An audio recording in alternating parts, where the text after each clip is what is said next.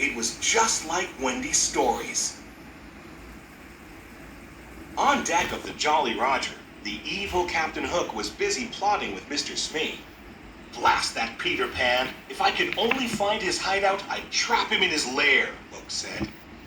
Captain Hook wanted nothing more than to destroy Peter Pan. It was because of a fierce sword fight with Peter that he had a hook where his hand should be.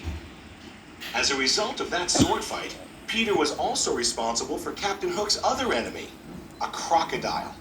When Captain Hook's hand fell into the open waters, the crocodile had gobbled it up and had been chasing the captain ever since. Luckily for Captain Hook, the crocodile had also swallowed a clock, so whenever the captain heard a tick-tock sound, he knew he had to run. As soon as Peter and the Darlings landed on Neverland, they couldn't wait to explore. Peter told Wendy he'd take her to Mermaid Lagoon, so John and Michael went with a group of Peter's friends, the Lost Boys, to find some Indians. But the Indians snuck up on John, Michael, and the Lost Boys and captured them. Usually the Indian chief played along and eventually turned them loose. But this time his daughter Tiger Lily had been kidnapped.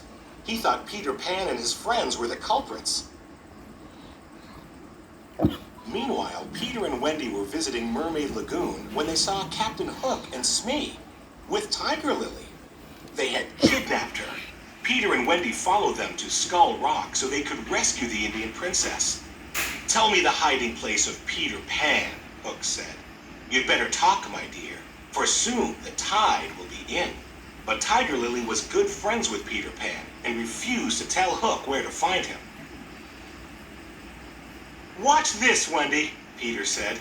He flew down and challenged Captain Hook to a sword fight. Hook fought Peter to the very edge of a cliff, and as Peter backed away, he was fighting in midair.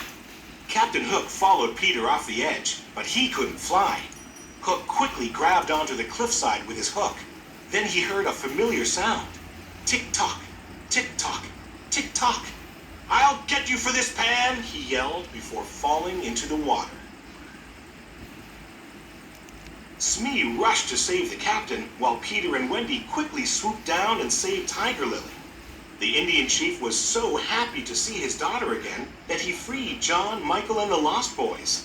"Bravo!" They all cheered for Peter. But Hook wasn't giving up. He had Smee kidnap Tinkerbell and bring her to the Jolly Roger, hoping she would reveal where Peter's hideout was. "Welcome aboard, Miss Bell," he said. Then Hook tricked Tinkerbell into revealing Peter Pan's hideout. His evil plan was working.